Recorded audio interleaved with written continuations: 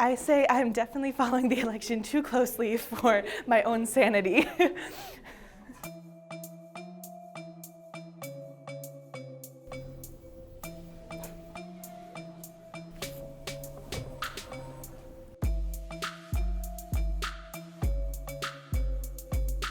I've never caucused before, and I don't fully know if I can caucus. I need to look into that because it's coming up so soon. I'm pretty invested in the 2020 election. I've been to a few rallies here and there in Iowa City, and I have been following on social media and different things like that. So like now we have a lot of access to like different news programs, like even on Snapchat. On Twitter, CNN, New York Times. I follow the polls. Not as closely as maybe I could have been, but definitely following closer than I did a couple years ago. Kind of a lot of information and stuff out there that it's kind of overwhelming. I'd see like ads on TV, but I'd never really follow them. I'm just like not very interested in it. There's just honestly so many reasons why students should care. It's just a really important time in your life to make sure that you can set yourself up financially for the future. There isn't like as much respect for caucusing as there is for like the actual vote, and that's kind of hard because caucusing is your way to have a say in like who represents like your Democratic Party or like your Republican Party. Politics kind of shape our entire lives, even if you don't really know it. It's really key that you take an active stance early in life to make sure that the decisions that are made now affect your life in the way that you want them to going forward. I think the issues that are most important to me are definitely climate change. Climate change is my main issue. If we don't solve climate change, then we can't solve any other issue because there won't be issues, there won't be humanity. Medicare for all. Unemployment and inflation. The price of university. I would say the number one issue for me is abortion, and the number two issue for me is immigration. I feel like the Democrats have a lot of people like competing right now for everyone's attention. So I'm a little torn between Pete Buttigieg and Andrew Yang. I'm caucusing for Bernie.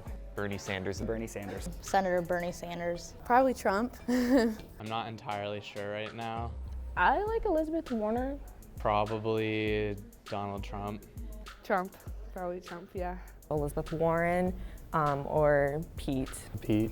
Elizabeth Warren. I'm planning on caucusing for Elizabeth Warren, I think. I will definitely be supporting Democratic candidate because I really think that anybody is better than who we currently have in office. If I could grab a drink with a candidate at a bar, I'd probably have to say Bernie Sanders. Bernie, I feel like he's got some fun stories under his belt.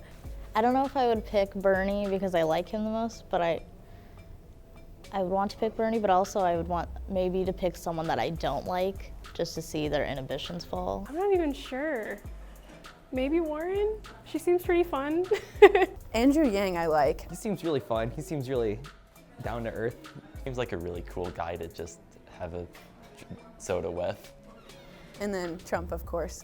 Probably Donald Trump. I think having a drink with Donald Trump would be one of the most interesting things regardless of your political persuasion. Well, Donald Trump, but besides Donald Trump, probably Pete Buttigieg. Pete Buttigieg, I've hung out with him before. When I say hung out, like I was in his house.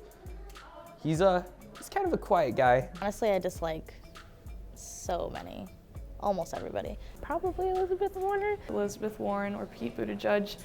And also Joe Biden, just the stories he tells, there's something about him that I'm just like, I want to pick at your brain, I guess. Bernie's easily. I just really like his accent. I think it would just be really funny to say I went to a bar and got a beer with Bernie. I hear a lot of my friends saying that, oh, it doesn't matter, my vote doesn't count, basically. But that's at the risk of sounding like a conspiracy theorist, sort of what people want you to think, because if you think that, then you don't get involved, and then obviously your vote doesn't count if you're not using it. So just vote, please. Please just vote. I just hope people go out and vote and, use their power of voting to, make this 2020 election better than the 2016 election. Even if they weren't your first choice, just make sure to nominate them to make sure that Donald Trump doesn't get a second term. If I had to say anything else about the election and the caucuses, is just make sure to go, even if you're nervous. You don't have to talk. You can stand and just get your voice heard silently just by going. It does a lot. If you are a Democrat, go out and caucus. If you're not, I guess there's nothing really, at least pay attention. Maybe sit on the sidelines, but at least pay attention, yeah. I don't know, I think students have a very important voice when it comes to politics because we're the people that are going to end up getting older and having to live with those decisions. So yeah, I think it's very important that we're paying attention to kind of what's going on in the political landscape. Cool. Awesome. All right. Great. Thank you. I'm gonna walk this way.